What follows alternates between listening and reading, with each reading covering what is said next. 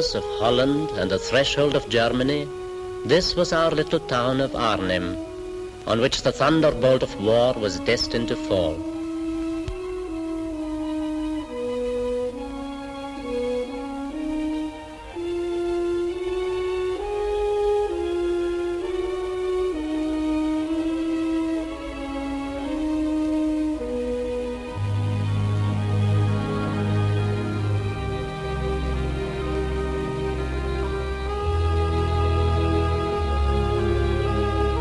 In Arnhem now, the sound and the fury is stilled. The Neder Rhine flows peacefully, no longer tinged with the blood that was shed to hold the Arnhem Bridge. The bridge. This is all that remains of the bridge they fought so desperately to hold, those brave men of the sky who came lightly equipped, as airborne troops must, to fight for 48 hours, and then fought day after day against the tanks and heavy weapons of the Huns.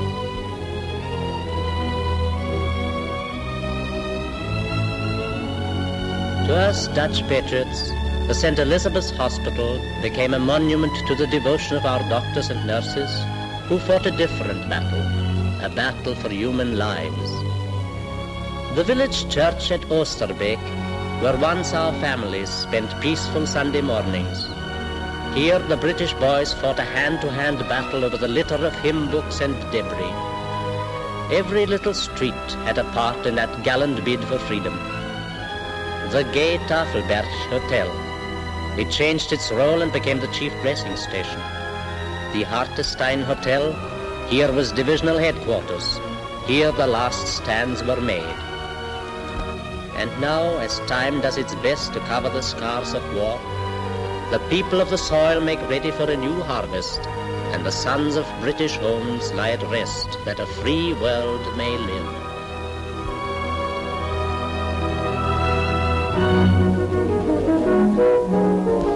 In September 1944, to British airborne troops, Arnhem was just a name on a map, a town with a bridge 60 miles behind the enemy lines.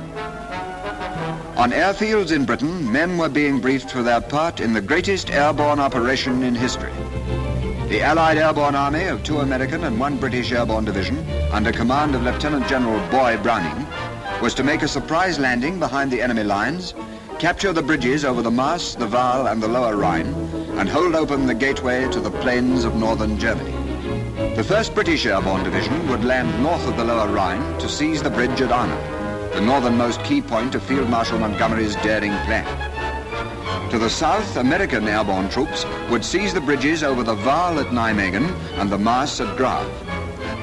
Up the narrow corridor thus created by the airborne troops, British Second Army planned a swift drive to cross the Rhine at Arnhem in 2 days and turn east into Germany.